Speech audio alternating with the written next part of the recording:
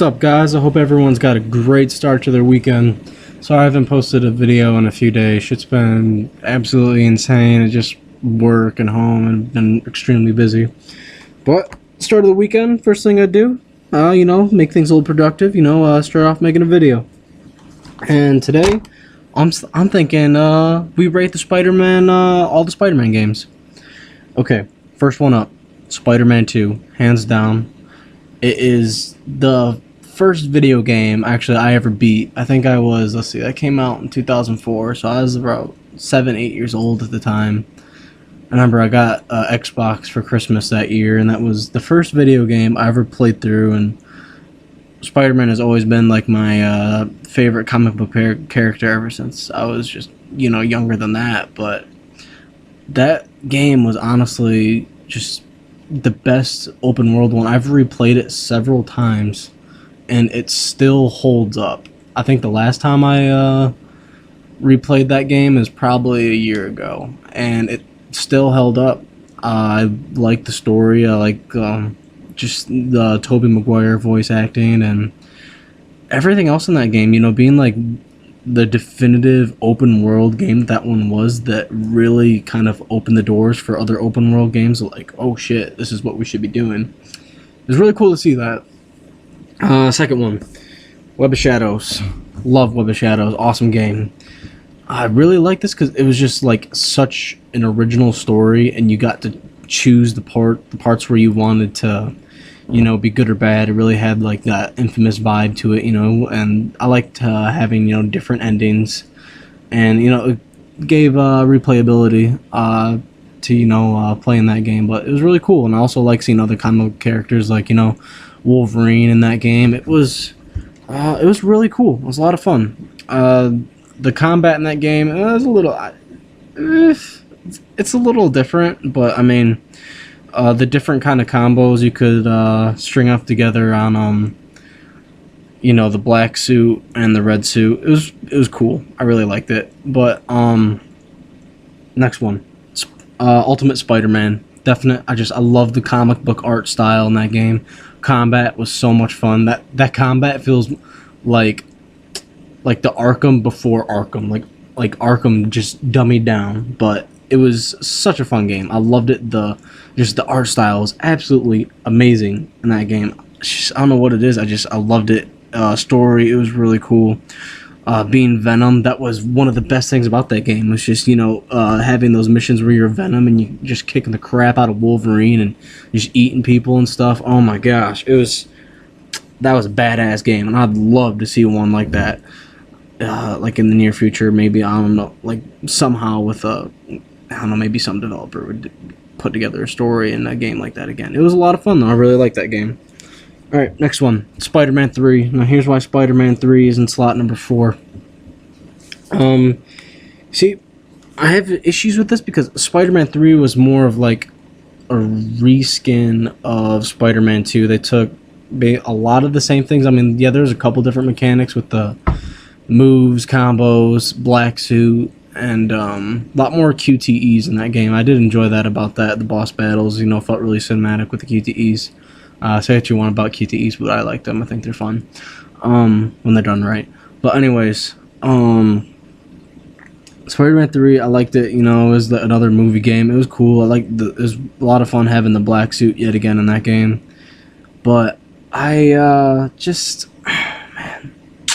I don't know what it is. I really enjoyed it. I liked the web swinging, and it basically took everything Spider-Man 2 did mechanically, made it better, but it felt like that there wasn't enough there that really brought that to the next level, going from Xbox to Xbox 360. There should have been so much more done to it, but still, I mean, I enjoyed it as a fun game.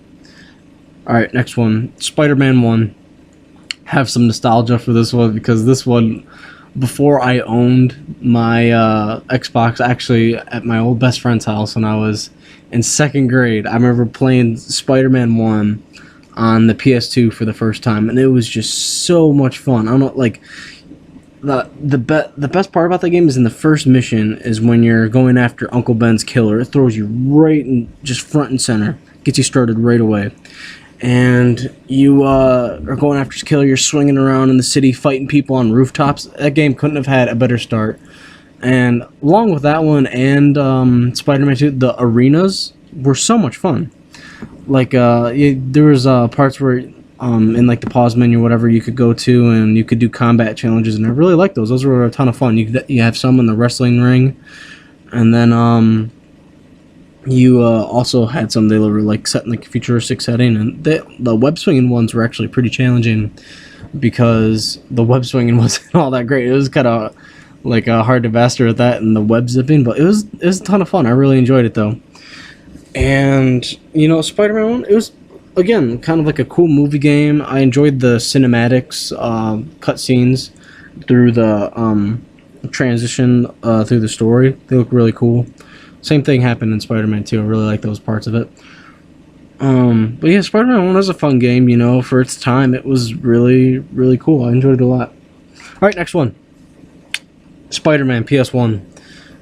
If you guys know what I'm talking about, this game was so much fun. I never owned it, but I owned like a little mini like computer version. They used to send out cereal boxes, and you would get a disc of the demo in the cereal box.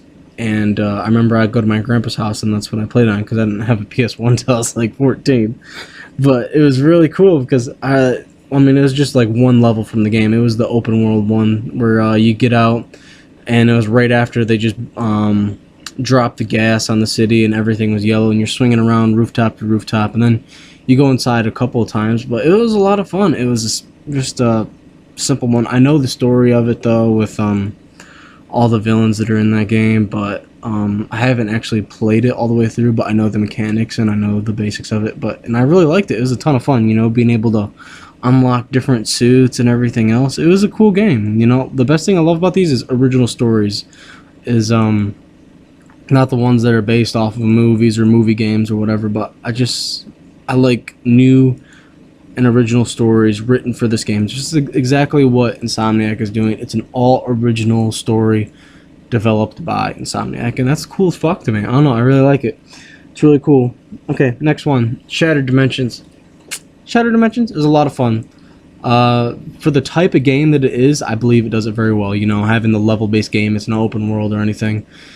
But it was a lot of fun. One of the best things about this game, I thought, was the first-person fight scenes. They were so much fun. I don't know what it is, but it really brings you, like up and personal with like the villains, and you're fighting, Kraven in like the middle of a jungle, just in first person. I remember I had it on Wii, and it was fun because you would actually have to be punching and it'd be like wham, you start swinging, and then like you'd feel it and it'd be like, oh man, like it was just fun. I really enjoyed it. It was a ton of fun. But I also like the aspect of it of being different Spider-Man in different dimensions. That was one of the coolest things about it, because it gave us Spider-Man Noir. We got to be Spider-Man 29, and also the classic, and also the black suit. It was a ton of fun. I really liked it. It was an all-around just good game. Again, I liked the story for that one. It was cool. Having a ton of different villains in it. I really enjoyed that game, but the best thing about it is the levels felt really big, and there was hidden collectibles in every level, which if you got enough of those, you would unlock certain suits. But it was really cool because the levels were designed well. There was, for the majority, a lot of room to kind of say, not explore, but the best kind of like a mini sandbox I could do for a level-based game. It was cool. I liked it.